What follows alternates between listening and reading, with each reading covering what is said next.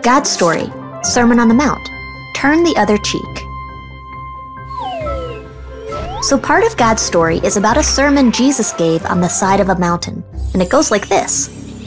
One day, when Jesus saw crowds gathering, he went up and sat on the mountainside to teach them. He shared a message all about God's kingdom and how we can love others. We call this message the Sermon on the Mount. One of the things Jesus talked about was loving your enemies. Back then, the religious law said that if people hurt you, you could hurt them back. But Jesus said, "You have heard it said, an eye must be put out for an eye, a tooth must be knocked out for a tooth.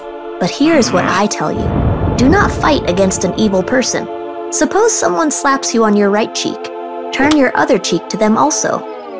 Turn the other cheek? What does that mean? Well, Jesus didn't mean we should let someone hurt us. He was saying that when someone is unkind to you, you can stand up for yourself without hurting them in return. We should treat other people the way we want to be treated, even if they're unkind to us. Jesus' words are pretty shocking. Why should you help someone who hurts you? Well, Jesus had even more to say. He said, "You have heard, love your neighbor, hate your enemy. But here is what I tell you.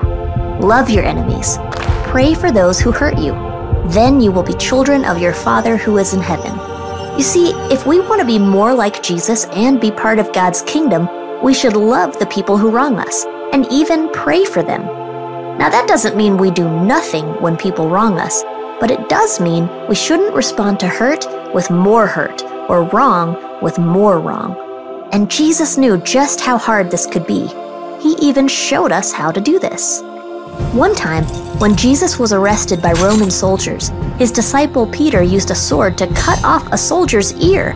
But instead of responding to violence with more violence, Jesus told Peter to put the sword away, and then he healed the man. Later that same night, when Jesus was on trial, the religious leaders lied about him, accused him of things he didn't do, and slapped him across the face. Instead of fighting back or treating them the way he was being treated, Jesus simply asked them to explain themselves. The officers spit on Jesus, called him names, beat him, and gave him a crown of thorns. Then, when Jesus died on the cross, instead of using his power to hurt them, he prayed for them and asked God to forgive them.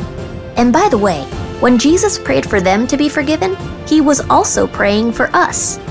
So what does it look like for us to turn the other cheek and love our enemies? Well, it might mean choosing not to hurt someone when they hurt you. Or, if someone lies to you, you could forgive them instead of being bitter and angry. And when someone mistreats you, you can pray for them and ask God to forgive them, just like Jesus did.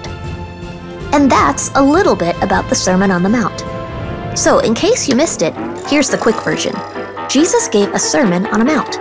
He told people to turn the other cheek and love their enemies. Jesus showed us how to do it. We can love our enemies just like Jesus did.